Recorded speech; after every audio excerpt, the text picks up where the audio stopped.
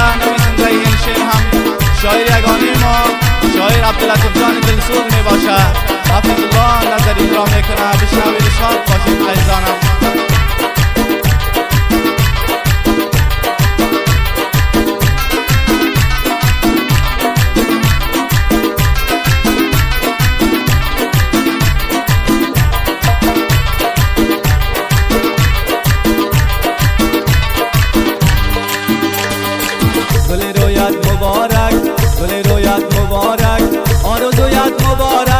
شیر محمد عبداللهی نامداد تویت مبارک، نامداد تویت مبارک. گرفته یار خود را، گرفته یار خود را با صدا و سوارمان مبارک باد میگویم برای تو ای جوان، برای تو ای جوان.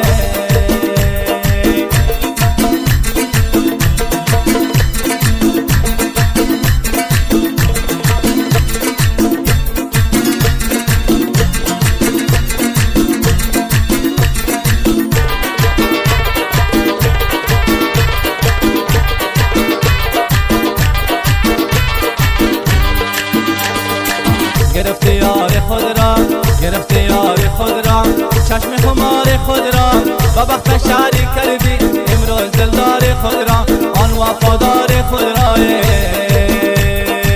محفل شده چراغان، محفل شده چراغان دوست یارم بخندان با دل خود نماندن امروز یک دریا ارمان، امروز یک دریا ارمان. گل رویت مبارک، گل رویت مبارک، آرزویت مبارک.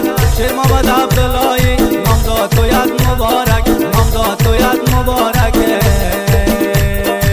گرفته یار خود را، گرفته یار خود را با صدا و سوارمان مبارک باد میگویم برای تو ای جوان، برای تو ای جوان.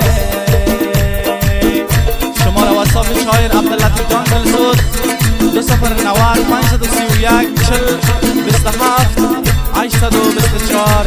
فراموش نکنید عزیزانم.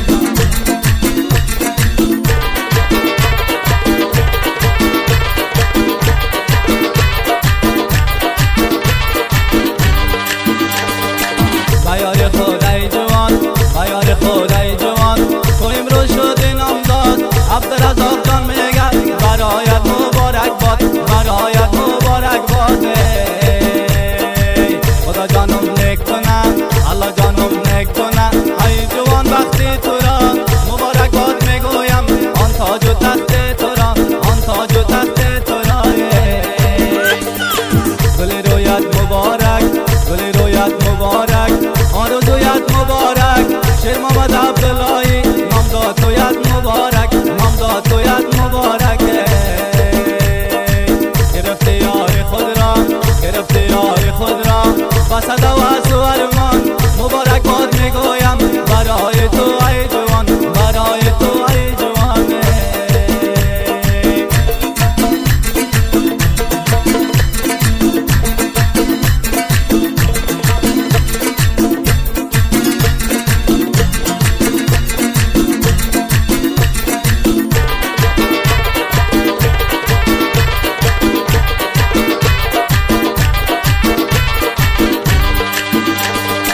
ماشاءالله ای جوان، ماشاءالله ای جوان.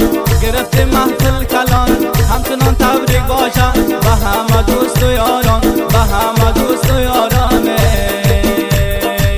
از محفل تو جوان، از محفل تو جوان رسید برایم خبر همه شاد و خندان باش. شیر محمد برادر، شیر محمد برادر. گل رویت مبارک، گل رویت مبارک، آرزویت مبارک.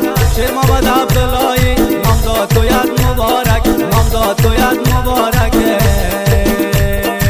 گرفته یار خود را، گرفته یار خود را با صدا و سوارمان مبارک باد میگویم برای تو ای جوان، برای تو ای جوان.